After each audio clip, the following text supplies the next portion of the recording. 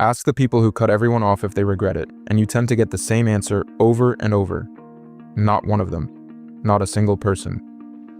You'll hear it from someone almost 70 years old who'll tell you flatly that they walked away from a whole list of people and never once looked back. And the strange part, the part nobody warns you about, is that it doesn't feel like loss. It feels like air. Because there's this quiet assumption baked into everything, that a person who's alone must be a person in pain. That if you've slowly let people fall away, something must have gone wrong in you. But not everyone who's alone is lonely. Some people went quiet on purpose, and if you're one of them, this isn't the usual lecture about reaching out and letting people back in. This is about what's actually happening when you close the door, and how to tell the difference between peace and hiding. Here's what makes this strange. Right now, we're living through what the people who measure these things call a loneliness epidemic. Whole studies, government warnings, headline after headline about how starved for connection everyone is. And then there's you, doing the exact opposite on purpose and quietly feeling better for it. When you stopped answering, the floor didn't fall out. The room just got quieter, and the quiet felt like relief. That doesn't fit the story we're handed, so people reach for the easy label. Cold, bitter, running away. But cutting people off isn't one single thing, and that's the whole problem with it. For some people, it's the healthiest move they ever made.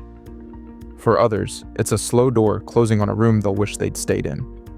So I want to show you what's going on underneath it, the actual machinery, and then the one honest question that tells you which one you're really doing. Start with who you used to be, because almost nobody who cuts people off started out closed. You were probably the opposite. You were the one who answered the phone at 2 a.m. The one who remembered everyone's bad weeks, who smoothed things over, who soaked up other people's moods like a sponge and called it being a good friend.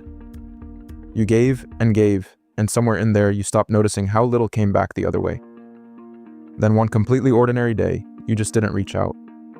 You let a message sit, you skipped the thing, and you waited to feel guilty the way you always had. But the guilt didn't come. What came instead was this strange, spreading calm. That's usually the moment it starts, not with a fight. With the small, quiet discovery that the world keeps turning when you stop holding it up. And there's a real reason your body signs off before your mind does. Your nervous system runs on an old setting one researchers map out through something called polyvagal theory. And the short version is simple.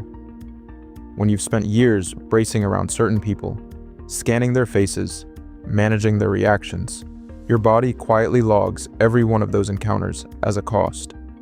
At some point, it does the math and starts pulling the plug before you even walk in the door. That heavy, shut-down feeling you get when a certain name lights up your phone, that's not you being dramatic. That's a system that has decided this particular connection takes more than it gives back, and it's trying to conserve you. People call it going cold. From the inside, it feels more like a circuit breaker tripping.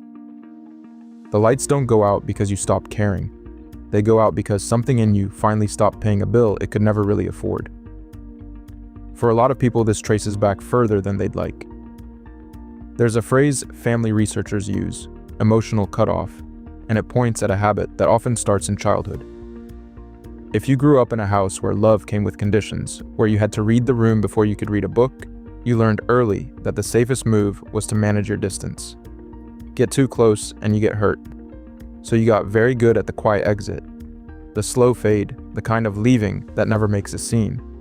As an adult, that skill is still running, smooth and automatic, and it's why you can remove someone from your life so cleanly that even you are a little startled by how little it takes. You're not heartless. You just got extremely good at protecting yourself a long time ago, back when you didn't have any other choice. But here's the part almost nobody says out loud, and it's worth sitting with. Somewhere out there is a person on the other end of one of your exits. Someone who woke up to a silence they never got an explanation for. Maybe they earned it. Some people do earn the door, and closing it on them is just self-respect with the lights on. But maybe one of them didn't. Maybe one of them was simply close enough to scare you, and the same reflex that protects you from the people who drain you can quietly fire on the people who actually love you. That's the catch with a skill this sharp. It doesn't always stop to check who's standing in the doorway. The peace you feel when you cut someone off is real, but relief on its own doesn't prove you were right. Sometimes it's the calm of safety. And sometimes it's just the quiet of a room you walked out of too soon. So here's the one honest question, the one that actually sorts it out. A wall and a boundary can look identical from across the street. Both keep people out. The difference is which way you're facing. A boundary is something you build so you can stay open on your own terms. You can still let the right person through the gate. A wall is something you hide behind, and the tell is simple. Ask yourself whether you could let someone back in if they genuinely changed. And if the honest answer is no, not them, not anyone, not ever again, then that's not a boundary anymore. That's a bunker. One of them protects your peace. The other slowly turns into a cell with very good security. You're allowed to want the first one. Just be honest with yourself about which one you're standing behind, because they feel exactly the same from the inside. Right up until the day you notice nobody's been let in for years. And this matters because of what the longest study we have on human happiness actually found. Harvard followed people for over 80 years, tracking who ended up healthy and content and who didn't. And the answer wasn't money or status or a big crowd of friends. It was the quality of a few close relationships, not the quantity.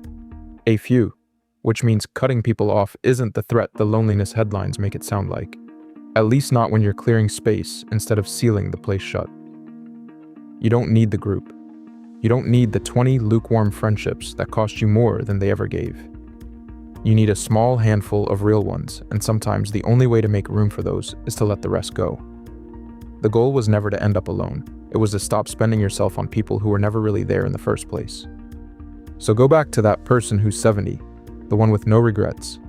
They're not bitter, whatever it looks like from the outside. They just stopped apologizing for a door that was always theirs to close. That's where a lot of this lands, if you let it. Every person you cut off was a choice your nervous system made to protect you, a habit you learned far too young, a bill you finally stopped paying out of your own pocket. None of that makes you cold. It makes you someone who worked out, maybe later than you should have, that your peace has a price and you're done covering it alone. Just keep one thing honest. Keep the gate, not only the wall. Let the door be something you could open, even if you almost never do. Because the strongest version of this was never the person who can't let anyone in.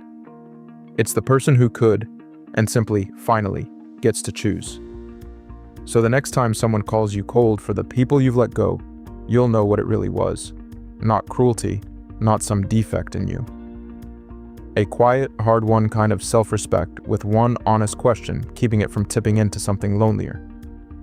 And if any of this sounded like you, or like that one friend who went quiet and never explained why, you already know who needs to hear it.